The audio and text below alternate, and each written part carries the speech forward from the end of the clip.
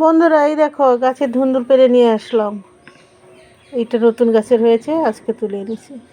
এটা দেখো কত লম্বা, কত বড়। আর এগুলো এর আগে দেখিয়েছিলাম যে ওই গাছে ছোট হয়ে গেছে। আগে তো আর একটু এরকম লম্বা হতো, মানে এতটা হতো। আর এখন একদমই ছোটো, দুটো ছোট ছোট এনেছি।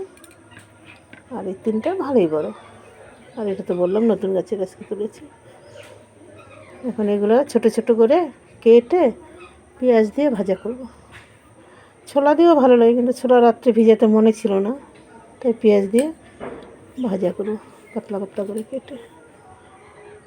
আমি তেজপাতা এনেছি, এই এতগুলো তেজপাতা কাকু তো বক্সিহাট যায়, বক্সিহাট থেকে এতগুলো তেজপাতা 5 টাকা দিয়ে এনেছি। বক্সিহাটে হাট বসে, হাটের থেকে এনেছি।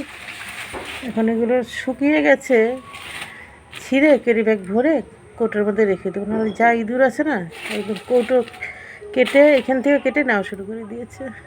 তাই ধুয়ে শুকিয়েছি, আজকে ছিঁড়ে কৌটোয় ভরে রাখবো। আর একটু রোদ্র দিয়ে। বন্ধুরা বলেছিলাম না কলার কাঁধি আছে, অল্প অল্প কেটে তাকে খেয়েছি। আর কালকে দেখি পেকে গিয়েছে, পাখিরা অনেক কটাই খেয়ে নিয়েছে। এটা একদম সবার উপরে, এটা অনেকটাই বড় আছে, দেখো এই যে আছে। এই দেখো কত বড় ছাইরের কলাটা, কত বড় সাইজের। এই যে দেখো এটা অনেক ছাইরে ছিল, ওগুলো বেশি বড় এটার মধ্যেই ছিল। এই যে দেখো, মানে অনেকটাই আগে কেটে কেটে খাওয়া হয়ে গেছে। লক্ষ্মী পুজোতে দিয়েছি বলেছিলাম, দেখিয়েছি। কটা এটার থেকে শর্টকাটে গিয়েছিলাম, শর্ট পুজো ছিল তখন নিয়ে গেছিলাম।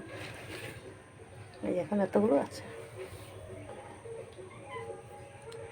কলা কেটেছিলাম। আর এই যে কলার এটাকে কেউ থোল বলে, কেউ ভাড়ালিও বলে, আমরা ভাড়ালি বলি। এটা আধার কমটাই এনেছি, তাও এতগুলো। আরও আধার উপরে আছে, একদম ছাদের সমান এতটা উঁচু আছে। মিষ্টি এগুলো শেষ হোক, তারপরে আনা যাবে আবার এটা কেটে। আর এই মানকচু ডাটাও এনে রেখেছি দুটো, দেখি কবে করি।